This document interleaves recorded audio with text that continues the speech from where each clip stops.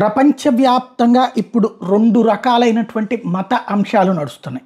ఒకటి తాలిబాన్లు కావచ్చు, ఇరాన్ వాళ్ళు కావచ్చు, లేకపోతే లెబనాన్ వాళ్ళు కావచ్చు, యెమెన్ వాళ్ళు కావచ్చు, పాలస్తీనా వాళ్ళు కావచ్చు, ఇప్పుడు బంగ్లాదేశ్లో కావచ్చు, ప్రపంచం మొత్తాన్ని ముస్లిం మతం వైపుకి మార్చాలి అన్నటువంటి ప్రయత్నం. దానికోసం అవసరమైతే హింసాయుత పద్ధతులు, ఇది ఒక రూట్లో నుంచి వెళ్తున్నటువంటిది వాళ్ళు.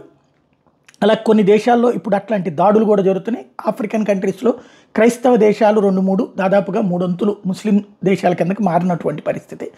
అధికారిక ధృవీకరణ జరగాలి, కాకపోతే అవి క్రైస్తవ దేశాల సామ్రాజ్యం ఎక్కువ కాబట్టి వీళ్ళది అనౌన్స్ చేయలేదు అంతే. సంఖ్య అయితే మారుతుంది. ఈవెన్ లండన్ లాంటి చోట్లనే అనేక నగరాల్లో 30% ముస్లిం సామాజిక వర్గం చేరినటువంటి పరిస్థితి. అట్లాగే క్రైస్తవ దేశాలు ఇప్పుడు ఫర్ ఎగ్జాంపుల్ మన దగ్గర జరుగుతున్నటువంటి కుట్ర ఏంటది, ఈశాన్య రాష్ట్రాలను కొంత బెల్ట్ని కట్ చేసి బంగ్లాదేశ్ దగ్గర ఉన్నటువంటి కొంత పార్ట్ని కట్ చేసి దాన్ని ఒక క్రైస్తవ దేశం చేయాలన్నటువంటి ప్రయత్నం, ఒక దీవితో పాటు ఇదంతా కలిపి అన్నటువంటిది ఆల్రెడీ హసీనా లాంటి వాళ్ళు కూడా చెప్పారు. అదే కాకుండా మన దేశంలో ఏదైతే ఆపరేషన్ జాషువా పేరుతో జరగబోతుంది, అంటే క్యాస్ట్ సెన్సెస్ వెనకాల ఇది ఉంది.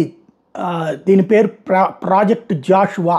దేశవ్యాప్తంగా కుల సమీకరణాలు లెక్కలు తీసిన తర్వాత దాని ఆధారంగా మత మార్పిడులకు సంబంధించినటువంటి స్కెచ్ వేయడానికి జరుగుతున్నటువంటి ప్రయత్నం.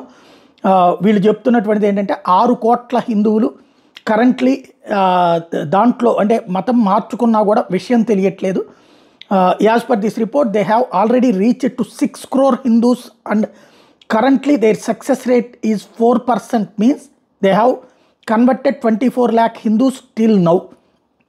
And surprisingly, most of the Chief Minister, Home Minister, DGP, Police never heard about Project Joshua అంటూ ఇప్పుడు ఒక ఏదైతే ప్రొజెక్ట్ చేసినటువంటి అంశం ఉందో ఇప్పుడు సంచలనం సృష్టిస్తుంది ఒక ఎడిటోరియల్ కాలం.